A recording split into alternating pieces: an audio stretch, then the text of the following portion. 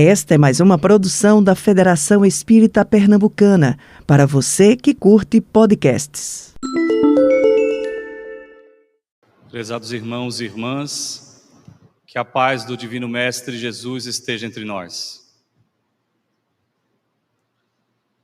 Que tarde feliz esta nossa, em que juntos podemos agradecer ao alto a oportunidade de termos recebido há 155 anos a última e basilar obra da codificação kardeciana, onde o codificador, talvez movido pelo espírito pedagogo que era, pensando em nós no futuro, deveria escrever, sob a inspiração dos Espíritos, essa magistral obra de ciência e filosofia espírita. Para falar sobre a Gênese, nós trouxemos 4 perguntas. A primeira delas é: quanto tempo você tem? Todas essas perguntas eu fiz a mim mesmo, para que a gente pudesse compartilhar juntos.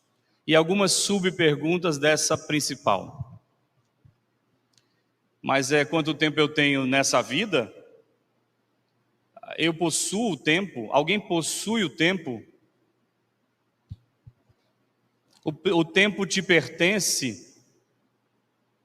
E a quarta e última pergunta dessa primeira é: eu posso controlar o tempo?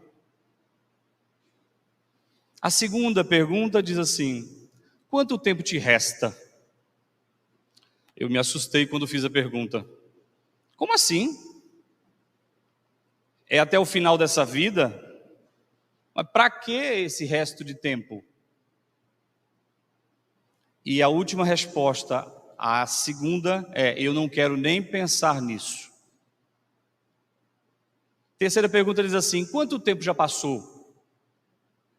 Quanto tempo já passou? Em relação a quê? Desde o meu nascimento? E a última é: ou desde a última vida? Nós os espíritas temos as perguntas estranhas. Para a última pergunta: quanto tempo virá? Vixe, como é difícil essa. Depois dessa vida? Quanto tempo virá sobre o futuro? Até o final dessa experiência? São tantas perguntas, né? A consciência de cada um vai emitir respostas. Mas eu queria falar da dona Ione. Estão vendo? Essa é uma figura só, tá? Dona Ione volta a lecionar. E esse voltar a lecionar dá a ela um outro ânimo. É uma professora aposentada com 92 anos. Antes de voltar a lecionar, ela estava quietinha, murchinha, quase que esperando o tempo chegar. Tudo começou com a chegada de uma nova cuidadora, Maria da Silva, uma senhora, mãe de 3 filhos, que nunca teve oportunidade de ser alfabetizada. Dona Ione, lá de longe, ouviu a história.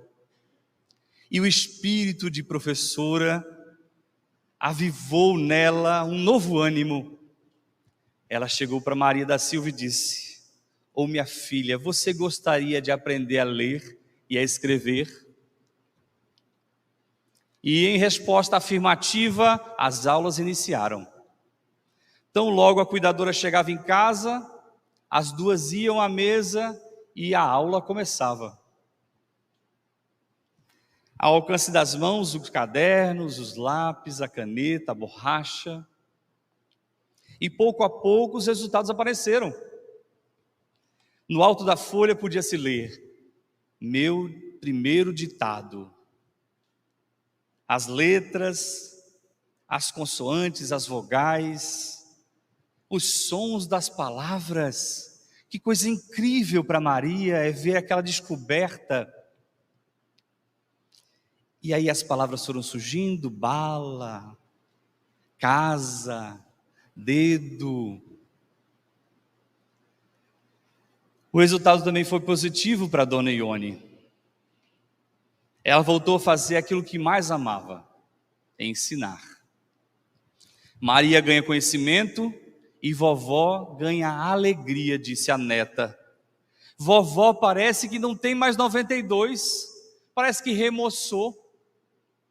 A cena era uma cena linda, edificante. Essa é a história da Dona Ione. E o tempo de Dona Ione, ou os tempos de Dona Ione. Cronos é o senhor do tempo da mitologia grega. Ele é visto como a personificação do tempo, filho de Urano e Gaia. Urano é o céu, Gaia é a terra, e ele é o tempo. Mas Urano também pode ser entendido, a metáfora greco-romana, como o tempo real. O tempo real de cada um de nós. Não o tempo das horas, o tempo do relógio que briga conosco e vai comendo os minutos, que vai nos roubando os segundos. Não esse tempo. É o do tempo atemporal. É o tempo eterno.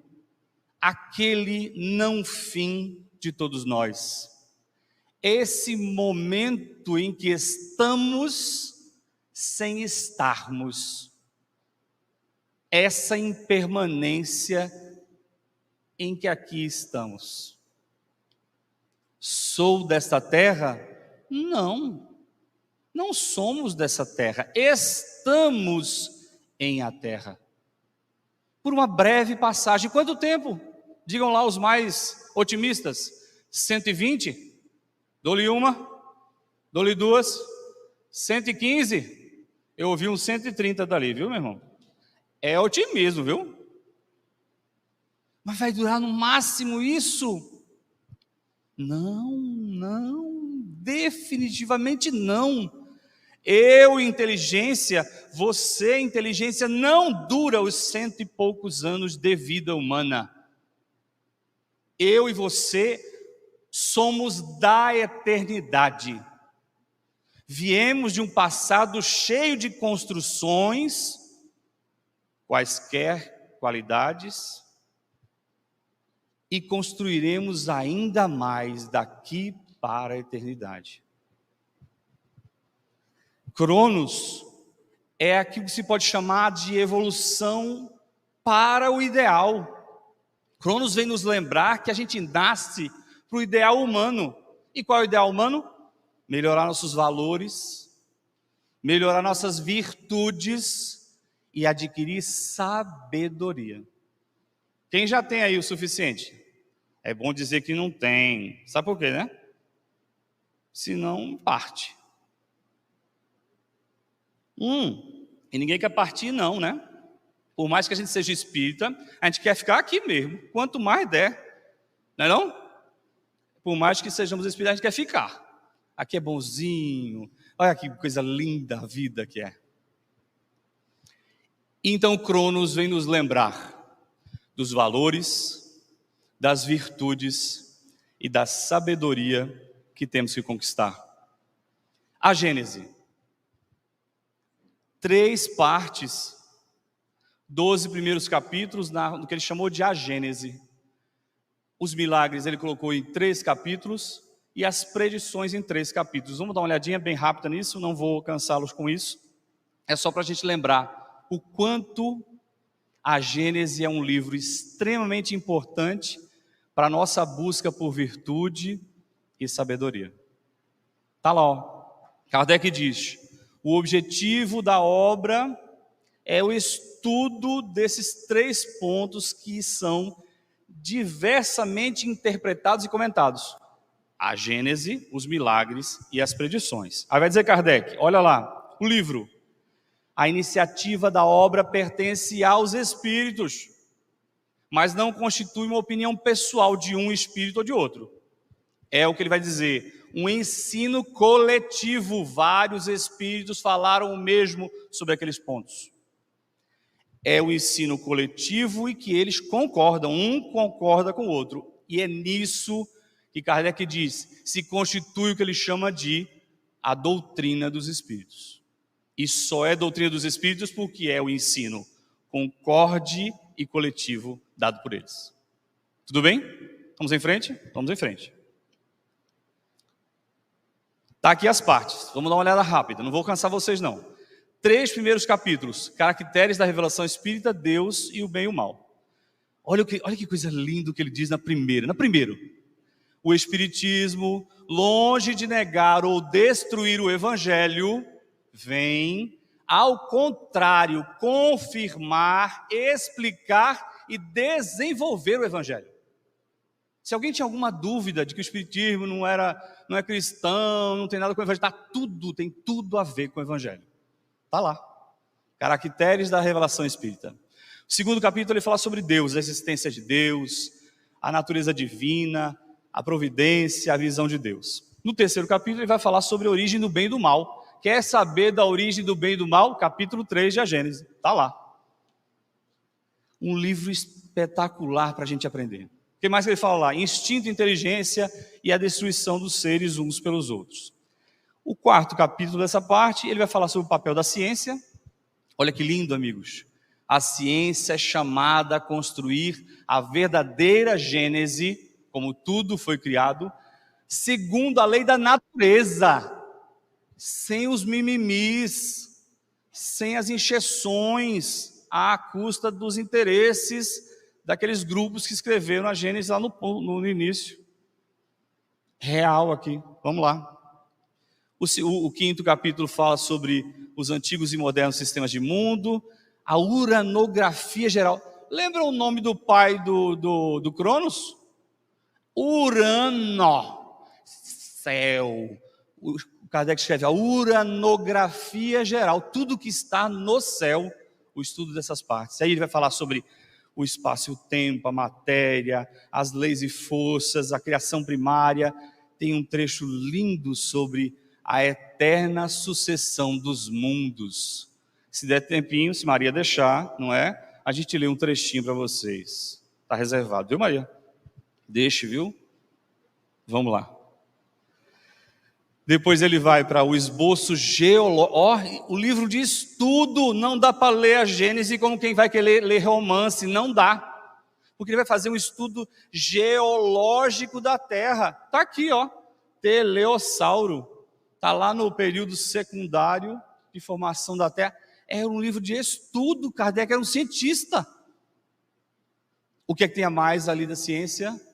Espiritismo. A doutrina dos espíritos. E eles vão esclarecendo pontos, dando explicações para aquilo que não foi explicado.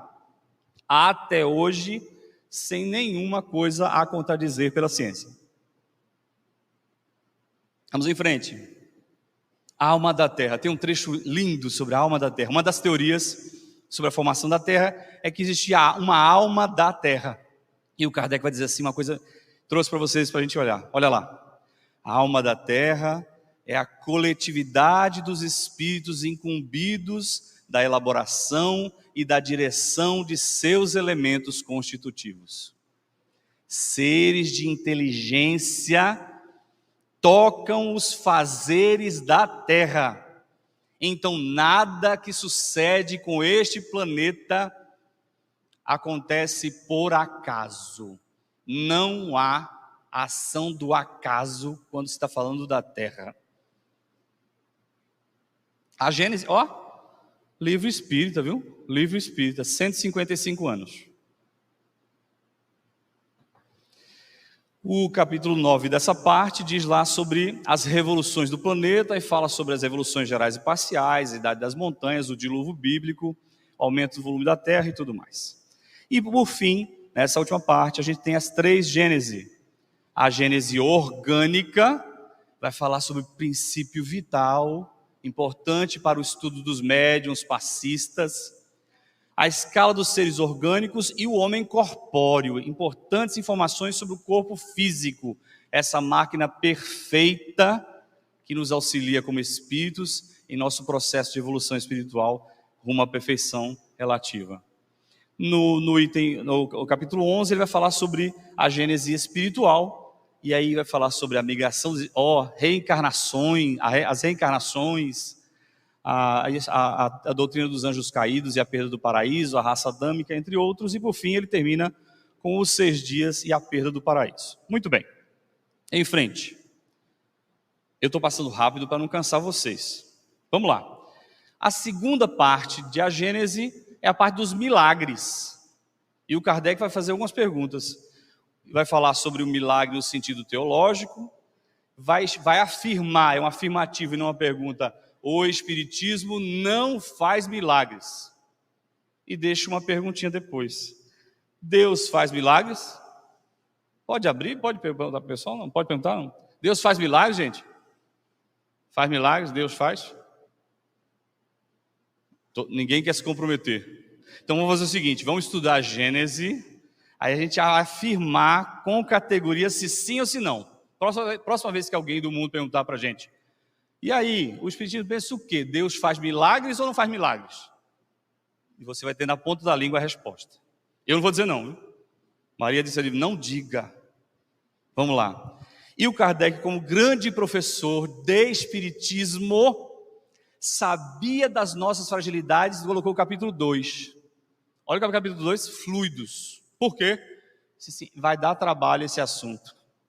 Escreveu em 2 partes. A natureza e a propriedade dos fluidos e as explicações sobre alguns fenômenos sobrenaturais. E faz quase um tratado sobre fluidos. Por isso que é uma parte do livro que só tem 3 capítulos, porque essa parte é enorme e exige estudos profundos e é bastante interessante que a gente faça isso. Por fim, nessa parte, a gente tem os milagres do Evangelho.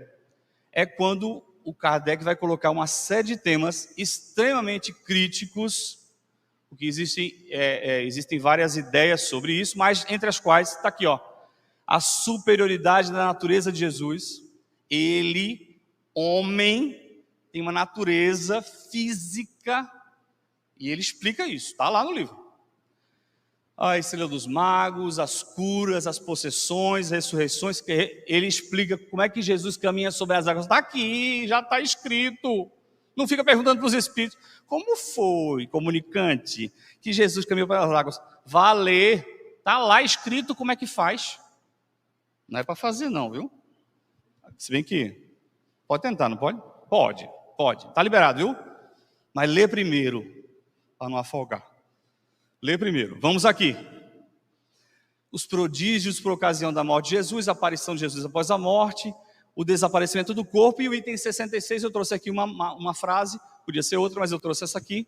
Jesus teve, como todo homem, um corpo carnal e um corpo fluídico, ou espiritual. O que é atestado pelos fenômenos materiais e fenômenos psíquicos que assinalaram a sua existência. Muito bem. Vamos para a terceira e última parte, que é o da presciência. Como é que diz isso mais fácil? Aquele povo que vê o futuro. É a presciência. Tá? É essa a ideia. E aí, o Kardec vai explicar a teoria da presciência, nesse primeiro capítulo, e aí ele diz assim que o Espiritismo apresenta a chave de tantos mistérios, mostrando-nos que o próprio fato das predições não se produzem com exclusão das leis naturais. Isso é da natureza da vida. E ele vai explicar por quê. Kardec vai falar nas predições do Evangelho que ninguém é profeta em sua terra, a morte e paixão de Jesus, as ruínas do templo e entre outras coisas que a gente acha que precisa de estudo profundo. A gente precisa se debruçar e estudar profundamente, porque é um livro que pede. E o último, e na nossa humilde opinião, dessa parte, acho que tem grandes coisas escritas em A Gênese, que a gente não entendeu nem metade. Não, muito, metade é muito. É muito. A gente não entendeu quase nada. ele escreve dois trechos que são os sinais dos tempos e a nova geração.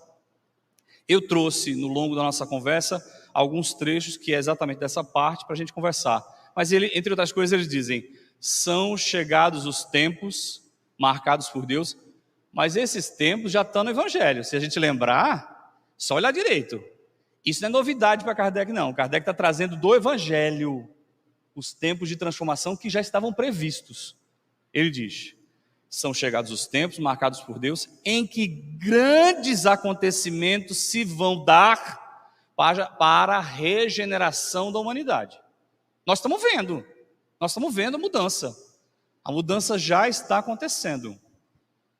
Ninguém pode dizer: eu não sabia. Ninguém pode alegar desconhecimento. A gente sabia. 150 anos.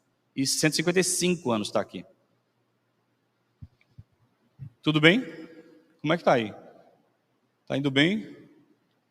Como o nosso irmão falou, folha de rosto ou frontispício da Gênese, e está aqui, ó. Me permitam, aqui, ó.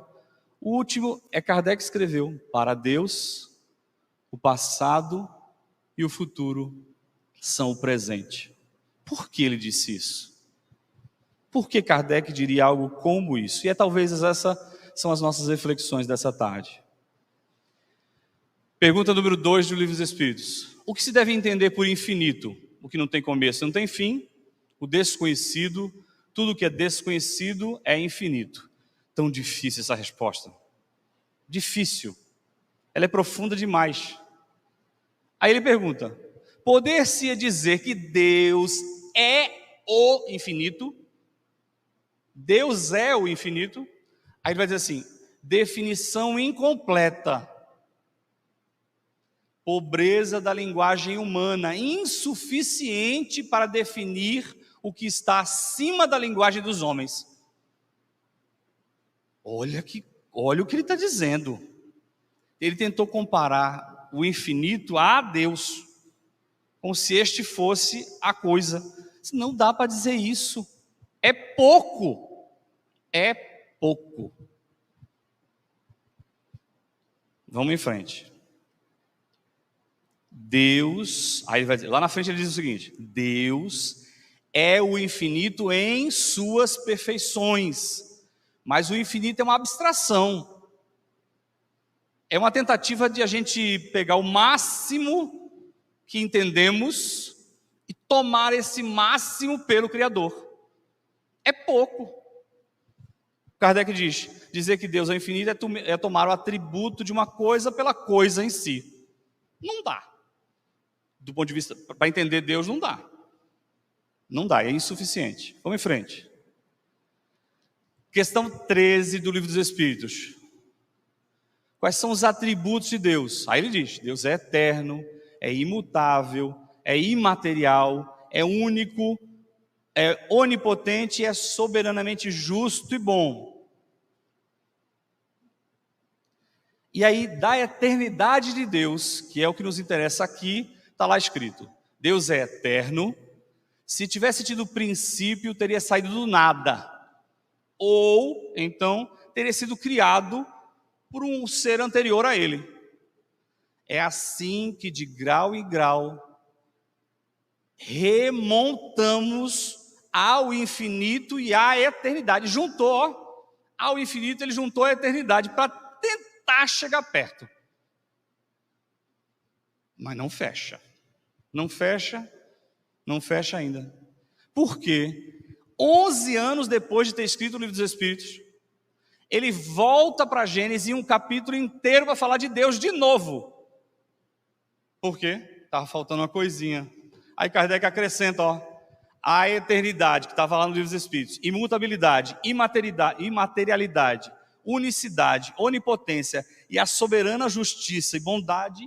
O Kardec, com autorização dos Espíritos, acrescenta aos atributos da divina providência duas coisas: a suprema e soberana inteligência. Não estava lá. E acrescenta também o fato de que Deus é infinitamente perfeito. Olha o que o Kardec fala sobre essa definição nova, que inclui todos os anteriores do Livro dos Espíritos e mais esses dois. Olha o que ele diz. Olha o que ele diz.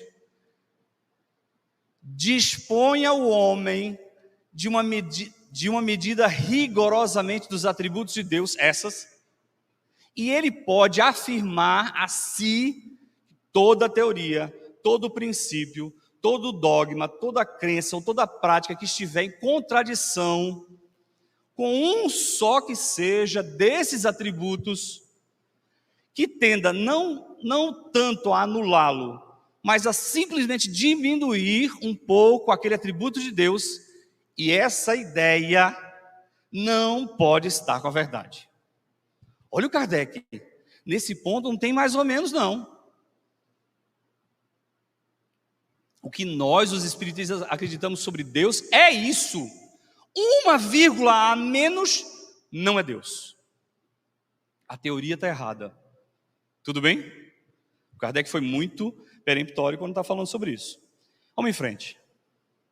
Pelo Espiritismo, o homem sabe de onde vem, para onde vai, por que está na terra, por que sofre temporariamente e vê por toda parte a justiça de Deus. Está lá em A Gênese, capítulo 1. Sabe que a alma progride intensamente através de uma série de existências sucessivas até atingir o grau de perfeição que a aproxima a Deus. Lembra que eu falei do destino humano? Nosso objetivo qual era? Melhorar nossas emoções, sentimentos e a sabedoria. Nos aproximarmos ao máximo da perfectibilidade possível, nos aproximando de Deus.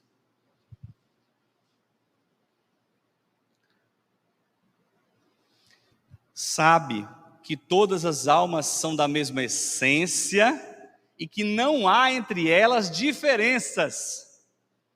Pobre, rico, preto e branco, tudo que é diferente no mundo, aparentemente, não tem correspondência do ponto de vista da alma.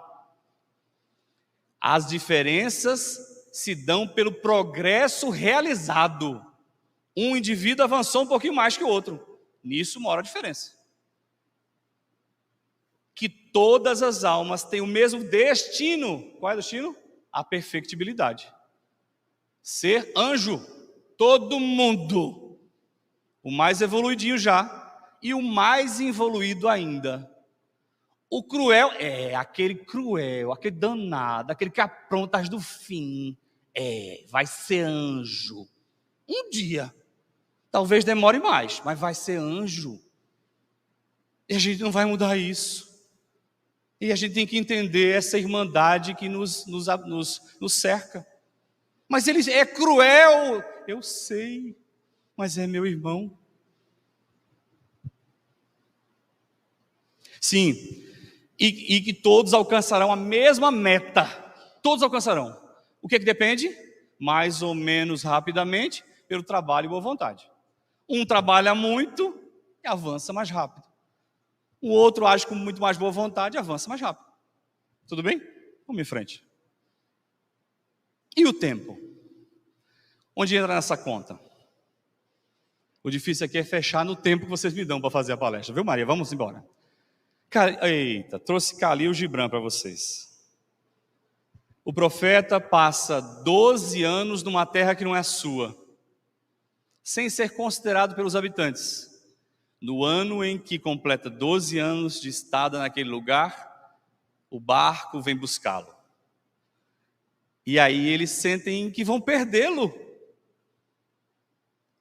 Os sacerdotes dizem assim: como pode? Nós sempre te amamos, mas nunca dissemos que te amamos, profeta. E agora você vai embora. Um astrônomo pergunta para ele: mestre, e o tempo? E ele diz: mediríeis no tempo o que não tem medida e o imensurável. É a gente tentando contar contas. Quanto tempo falta? Quanto tempo me resta? Contando o tempo que não dá para contar. Mas eu ainda tenho uns 10 anos, se Deus quiser. Quem pode afirmar? Então acelera o passo. É o que a gente precisava fazer. Acelerar o passo não atropelando nada nem ninguém. Fazendo o meu melhor agora, sem ficar postergando coisa que é o que a gente adora fazer. Amanhã eu resolvo, na próxima vida eu resolvo. Espírita tem essa, né? Aluga a próxima vida. Não, mas com fulano eu só resolvo daqui umas 3 encarnações. É o quê, meu filho? Tá parcelando em parcelas para outra vida? Não, tem que ser agora. A fila para voltar está enorme. Ninguém quer mais ter filho.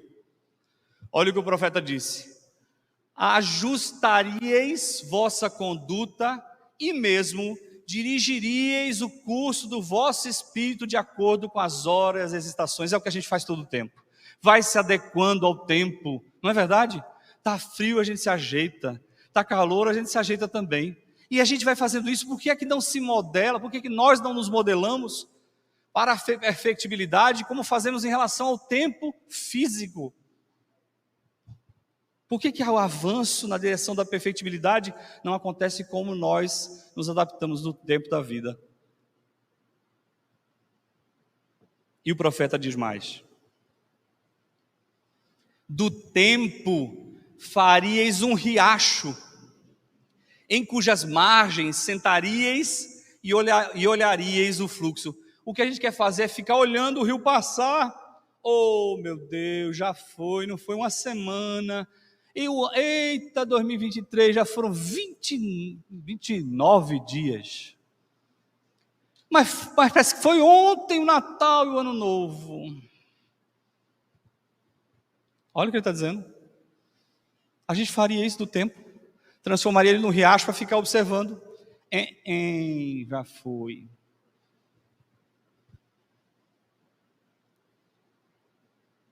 No entanto, diz o profeta, o intemporal em vós. Quem é o intemporal em vós?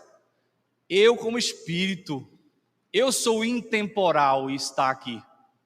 O intemporal em vós sabe da intemporalidade da vida. No fundo, eu sei que não dá para ficar fazendo muganga. Que eu tinha que avançar. É que a gente fica fingindo para nós mesmos. Mas a gente sabe, ele está dizendo, o que é infinito e está em mim, sabe. Diz mais o profeta, e sabe que ontem é apenas a memória de hoje. E o amanhã é só o sonho de hoje. Diz o profeta, e aquele que canta e contempla dentro de vós, ainda vive dentro dos limites daquele primeiro momento em que espalhou as estrelas pelo espaço. Aquele momento único em que Deus nos trouxe a vida inteligente. Ele está dizendo que no fundo, eu sei o que eu tenho que fazer, só não faço. Eu sei o que preciso fazer agora, só não faço. De quem será a responsabilidade pelos equívocos ou problemas que acontecem?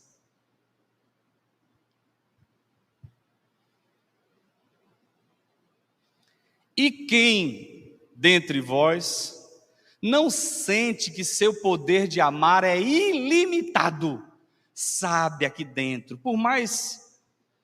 Tem os mais ranzinza, né? Tem os irmãos lindos, são ranzinza, não quero, afasta o outro. No fundo, todos nós sabemos que a gente tem uma capacidade de amar enorme. Olha o que ele diz. E, no entanto, quem não sente que este mesmo amor, apesar de ilimitado, está contido dentro do seu ser, sem mover-se entre pensamentos de amor e atos de amor? A gente sabe que é potência de amor, mas fica assim fazendo, não, vou agora, não vou amanhã, depois eu faço. As caridades, não, as caridades dá um trabalho. A gente sabe o que tem que fazer.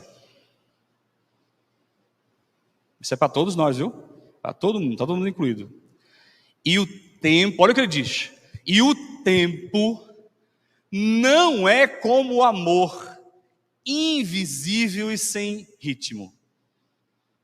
O tempo tem ritmo. E o tempo aparece, porque essa cara já foi mais lisinha. O tempo tem um ritmo. Já foram 45 minutos desde que o nosso irmão fez a abertura oficial dessa reunião. Foi rápido, não foi? Pense. Ele tem um ritmo. Ele não espera que você diga assim: espera aí um pouquinho, deixa eu ajeitar uma coisinha aqui. Já já a gente volta. Não dá para dar pausa no tempo da vida da gente. Os filmes são assim, ótimos, né? Você dá uma pausazinha, vai lá, pega um cafezinho, pega uma aguinha, volta e volta no mesmo ponto. Não dá. A vida da gente não dá. A vida está seguindo. É o curso do rio que seguiu.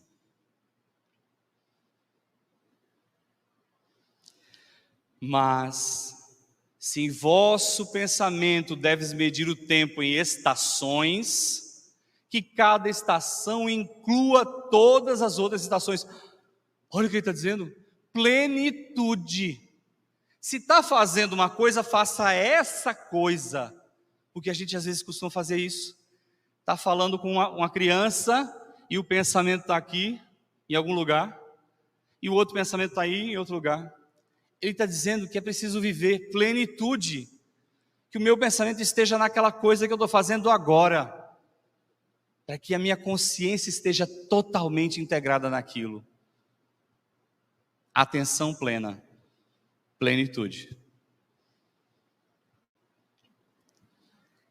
E que o hoje contenha o passado com lembranças e o futuro com esperanças. Ele está dizendo que é para viver agora. Eu sempre achei engraçado isso. O presente tem um nome engraçado, né? É presente. Quando você quer agradar alguém, você dá um presente para esse alguém. Uma coisa boa, se dá como presente, com forma de presente para a pessoa. E nós, costumeiramente, vivemos entre o passado, aquilo que eu perdi, aquilo que eu amei, aquilo que foi, aquilo que não vai voltar, ou na expectativa do futuro, se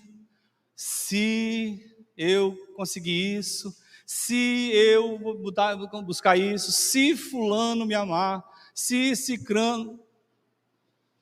O que ele está dizendo sobre o tempo é isso. Que esse hoje contenha o passado com lembranças, porque as lembranças me trouxeram até aqui. Mas é que no hoje eu viva do futuro lindas esperanças. A esperança de que vou me mudar. A mudança vai acontecer. A melhora vai chegar. Joana de Ângeles, no livro Liberta-te do Mal, escreve uma pérola que ela chamou de Deus banalizado. E, na verdade, ela fez uma pergunta: Deus foi banalizado? E aí ela traz algumas coisas para a gente conversar, rapidinho. A cultura materialista e moderna, incapaz de penetrar no insondável da vida, apresenta periodicamente ideias tentando banalizar a Deus e a crença em Deus. Dizem que a crença em Deus é coisa de ignorantes e ingênuos, incapazes de compreender as conquistas da ciência, da cibernética e da nanotecnologia. Diz ela, reduzindo tudo, inclusive o pensamento, à fantasia de fenômenos químicos, assim como as sinapses cerebrais elaboradas pela intervenção do que ela chamou de acaso, pensam os materialistas haverem reduzido a alma ao capricho desses fantásticos equipamentos. Mas eles ficam atônitos quando um paciente com parada cardíaca, durante um ato cirúrgico ou não, anestesiado, todas as funções cerebrais mortas, e quando eles retornam ressuscitados, o indivíduo fala tudo o que aconteceu, porque o médico entrou com a mão direita, ele pegava uma pinça, com a mão esquerda, ele diz detalhes. Como explicar isso se o paciente estava morto, entre aspas? Os materialistas ficam estarrecidos quando os cegos de nascenças descrevem o fenômeno da vista, sem nunca terem enxergado nada. Eles podem dizer o que é enxergar. Eles não podem explicar quando experiências demonstram o poder da mente sobre o corpo, inclusive sobre o sistema imunológico, quando o indivíduo consegue autocura em relação a muitas doenças.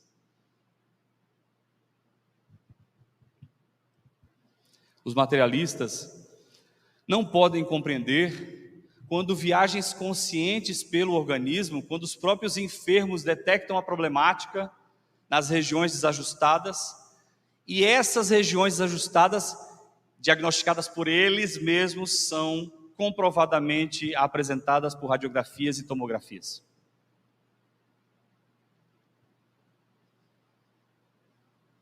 À medida em que se alastra o materialismo, que pretende banalizar a Deus como objeto da ignorância, da superstição e do fanatismo, diz Joana de Ângeles, apresenta-se respeitável e numeroso grupo de espiritualistas, olha lá, sem vínculos a quaisquer denominações, absolutamente livres para confirmar que ao final de suas pesquisas, Deus os aguardava.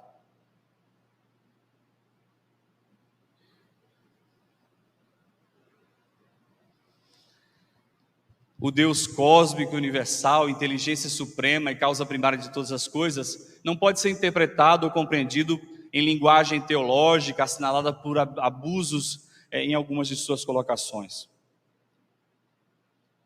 Um Deus que se envolve com problemas e comportamentos paradoxais humanos, que aceita o pagamento de promessas ou doações em moeda da terra. Como assim? É por isso que tem gente que não acredita em Deus.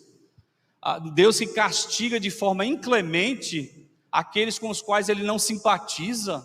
Como assim? Esse não é Deus. Esse não é Deus. Um Deus que persegue com pragas e desgraças povos inteiros, porque estes não o reverenciam. Esse não é o Deus que conhecemos. Esse não é o Deus do Livro dos Espíritos, de A Gênese e da doutrina dos Espíritos. Definitivamente não é. Um Deus rancoroso, olha como ele foi pintado. Olha que cara de bonzinho que tem esse Deus ali. Não é esse o nosso Deus. Esse ali é um negligente que é capaz de não tomar conta das próprias responsabilidades. Ele permite calamidades galácticas. Ele permite guerras, fome e miséria, destruição coletiva. Esse não é o Deus que está em A Gênese. Joana de Ângeles pede que a gente reflita um pouco. Ela diz assim, o que havia antes da criação do universo há 14 bilhões e 200 milhões de anos? O que tinha antes? E ela pergunta, e o que terá depois? Só para a gente pensar rapidinho. O nosso universo é só uma fotografia. É tudo que existe fisicamente, tempo, espaço, matéria, planetas. O nosso universo observável tem 42 bilhões de anos-luz, é a extensão. É um número tão longe da nossa compreensão, é muito grande. Aí a gente trouxe algumas comparações, só para a gente ver se a gente entende melhor. O universo observável, está aqui, 42 bilhões de anos-luz. Um ano-luz, tem esse número aqui, ó, 9 trilhões 460 bilhões de quilômetros. É um número fora da nossa realidade, a gente não consegue nem entender isso. Só para a gente pensar, o universo observável tem 2 trilhões de galáxias. A gente mora numa, que é essa aqui, ó. Uma bem pequena, bem sem vergonha, desculpem, com todo respeito. Bem sem vergonha. A galáxia mais próxima da Terra está a 2 bilhões de anos-luz daqui. A nossa galáxia, ela tem o sistema solar, que é maravilhoso, enorme, mas muito pequeno em relação ao universo. A Via Láctea tem 100 mil anos-luz de disco, ela tem de 100 a 400 bilhões de estrelas. O Sol é uma estrela, uma. Aí eu trouxe aqui só para a gente ficar pasmo. Olha aqui, a Terra, a primeira comparação é aquela lá, Terra, estão vendo aqui esse pontinho? Isso aqui que quase não dá para ver, é a Terra. A proporção do Sol está ali. Se comparar o Sol com a estrela conhecida, a maior estrela conhecida do sistema da Via Láctea, essa é a proporção. Está vendo a Terra e o Sol lá? Sol, que é daquele tamanho em relação à Terra, e essa estrela. Stephenson, 2,18. Ela tem um brilho 98 mil vezes maior que o Sol. 1000 vezes. Se Stephenson fosse colocado no lugar do Sol, ela estaria sobre todos os planetas até Saturno. Quase o sistema solar inteiro seria engolido por ele, por essa estrela. Eu tinha umas coisinhas para falar, mas está acabando. Vamos em frente. Esse universo é um mecanismo incomensurável, mas ele é acionado, diz a Gênese, por incontáveis inteligências. Não tem o vazio no universo, tem inteligências. Estas inteligências estão sob o comando de um ser superior, um Deus, o Deus que conhecemos. Tudo é harmonia no universo. Tudo revela uma previdência que não se desmente, nem nas menores, como nas maiores coisas. Quem é esse aqui? É o gigante Júpiter, o maior planeta do nosso sistema. Ele é um gigante, um imenso. E essa é uma flor. A existência dos dois é fenômeno da vida, controlada por um único ser, que é Deus. O nosso planeta evolui fisicamente, mas evolui, e a evolução que vai fazer agora é uma evolução moral, que a todos estamos convidados a fazer. O progresso da humanidade se efetua em virtude de uma lei. Como todas as leis da natureza são obra eterna da sabedoria e previdência divina, tudo é efeito dela e resultado da vontade de Deus. Não é uma vontade acidental ou caprichosa. A evolução da Terra, a evolução de nós, os seres humanos da Terra, é uma obra da divina sabedoria. Isso é coisa de a Gênese. E aí a gente está encerrando aqui nos últimos. Uma geração futura desembaraçada das escórias do velho mundo, formada por elementos mais depurados, se encontrará animada de ideias e sentimentos completamente diferentes dessa geração presente. Olha o que ele diz, da geração presente, que se retira a passos de gigante. Em a Gênese, há 155 anos atrás, os Espíritos disseram, essa geração, acostumada com coisas estranhas, está indo embora. E ele vai dizer, agora sim, o velho mundo estará morto e viverá na história como hoje os tempos da Idade Média e seus costumes bárbaros e crenças supersticiosas estão. E isso tudo fortalecerá uma crença, de que para Deus o passado e o futuro são o presente. Que Jesus, nosso Mestre, nos abençoe a todos. Muita paz, meus irmãos. Você ouviu o podcast da Federação Espírita Pernambucana.